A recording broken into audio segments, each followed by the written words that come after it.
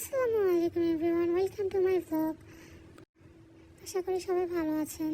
আমার ভিডিওটি ফেসবুক থেকে দেখে থাকলে অবশ্যই আমার পেজটা ফলো করে দেবেন, আর ইউটিউব থেকে দেখে থাকলে আমার চ্যানেলটি অবশ্যই সাবস্ক্রাইব করে দেবেন, এবং পাশে থাকা বেল আইকনটি প্রেস করে দেবেন যাতে নিত্য নতুন অনেক ব্লগ দেখতে পান। তো এই ব্লগটি হচ্ছে কিছুদিন আগে আমরা কয়েকজন মিলে গিয়েছিলাম সামারকান্দ, উজবেকিস্তান, সেটারই একটি ব্লগ। তো আশা করি এই ব্লগটি খুবই ভালো লাগবে, তো আমার পাশেই থাকবে। যেহেতু আমাদের ফ্লাইট খুব সকালে ছিল, তাই আমরা বেশ রাত্র করে আমরা বের হয়ে গিয়েছিলাম। তো উজবেকিস্তান এই দেশটিতে যাওয়ার জন্য অবশ্যই আমাদের রেসিডেন্সিদের জন্য ভিসা অন অ্যারাইভাল, সো আমাদের বেশি একটু কষ্ট করতে হয়নি। আগে থেকে ভিসা নেওয়ারও কোনো টেনশন ছিল না, তাই তো আমরা সামনে দিকে এগোচ্ছিলাম আর কিছু ভিডিও ক্লিপ নিয়ে রাখছিলাম। এখানে আমরা এখানে থাকবো 3-4 দিনের মতো।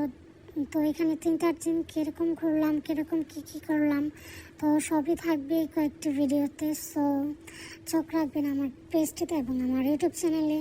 আশা করি সবার কাছে ভালো লাগবে।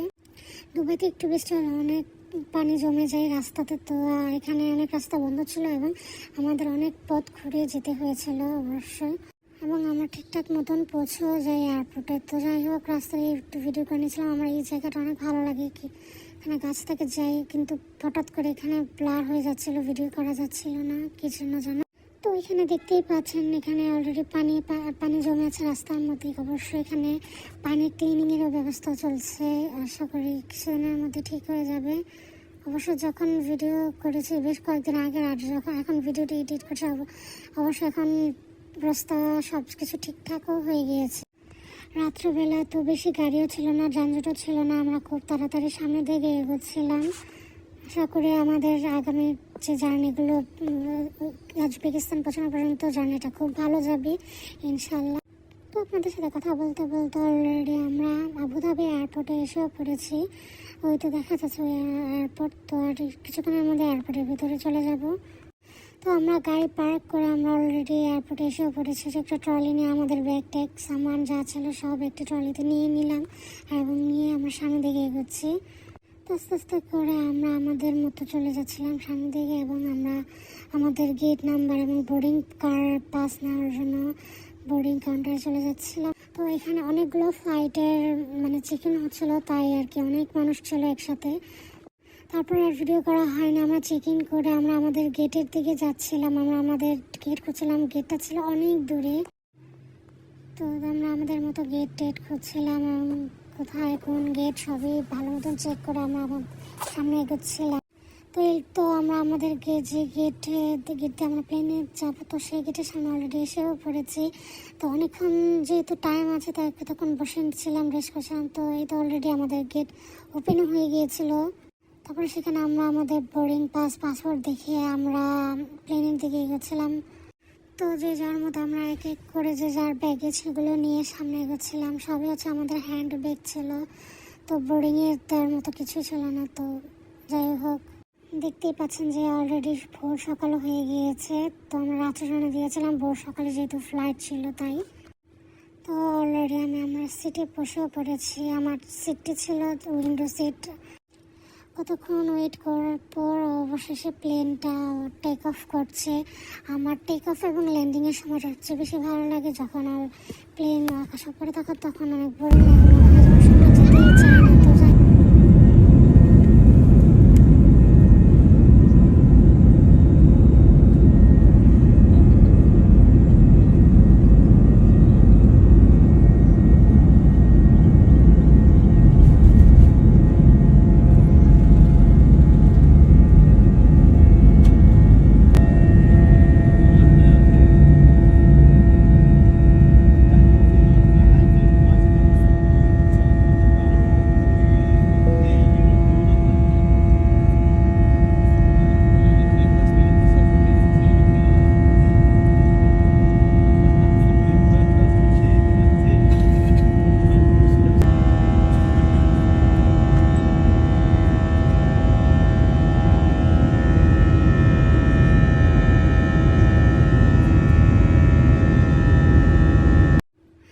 তো উজবেকিস্তান যেতে সময় লেগেছিল প্রায় 3 ঘন্টার উপরে। তো দেখতে দেখতে আমরা চলেও এসেছি। এখন আমাদের প্লেনটি ল্যান্ড করে ফেলবে।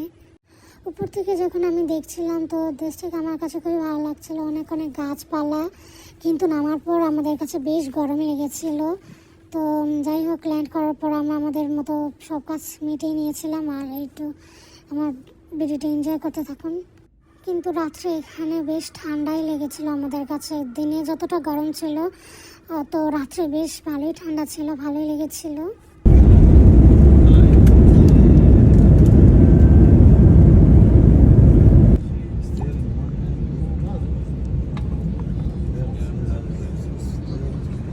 তো আমরা আমাদের এয়ারপোর্টে যে ফর্মালিটিসগুলো ছিল সবই কমপ্লিট করে এখন আমরা একটি গাড়ি মানে ক্যাব বুক করে আমরা আমাদের হোটেলের দিকে এগিয়ে যাচ্ছি। তো এয়ারপোর্ট থেকে আমাদের হোটেল পর্যন্ত যাওয়ার জন্য লেগেছিল মোট 55,000 সোম। তো এখানের টাকার কারেন্সিটা হচ্ছে প্রায় লাখ হাজার পর্যন্ত যায়, তো ভয়ের কিছু নেই। তো এখানের কারেন্সিটা এরকমই। তো ভিডিও করতে করতে যাচ্ছিলাম, খুব সুন্দর সিনারির দৃশ্যগুলো আপনাদের সাথে শেয়ার করি। আমার কাছে এখানের গাছপালা, তারপরে দালান, বিল্ডিংগুলো আমার কাছে খুবই ভালো লেগেছিল, খুবই আর্টের মতো একটি মানে দৃশ্যটা খুবই সুন্দর। আমি একটু পরে মোবাইলটা একটু বাইরে নিয়ে ভিডিও করছিলাম, মানে গ্লাসের ভিতর দিয়ে ভিডিওটা অত একটা সুন্দর আসছিল, কিন্তু এখানে বেশ ভালোই বাতাস ছিল, মোবাইল ধরে রাখার মতো ছিল না, তাই বেশি একটা ভিডিও করতে পারিনি।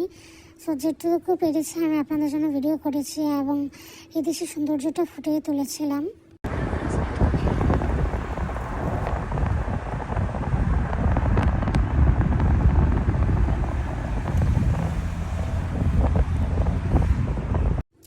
এই দেশে বেশিরভাগ রাস্তায় যে উঁচা নিচা মানে পাহাড়ি টাইপ রাস্তা, আঁকা বাঁকা, খুবই সুন্দর ছিল। মানে অত উঁচা বা অত আঁকা বাঁকাও ছিল না, জাস্ট হালকা ঢালু ছিল, বাট আমাদের কাছে অনেক ভালো লাগছিল। অবশ্য ভিডিওতে ভালো মতন আমি তুলে ধরতে পারিনি।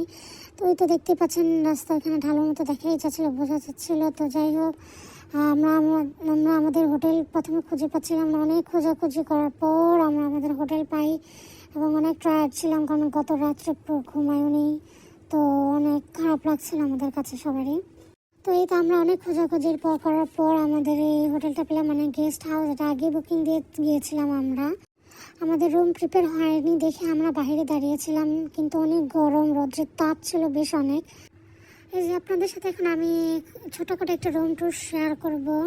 তো এটা হচ্ছে একটি ড্রয়িং রুম, গেট দিয়ে ঢুকতে একটি রুম পরে সেটা হচ্ছে ড্রয়িং রুম, মানে বড় সড়ই আছে বেশ। তো ড্রয়িং রুম থেকে সামনে আসলে একটি ছোটোখাটো একটা কিচেন রয়েছে, খুবই সুন্দর, খুবই গোছানো ছিল।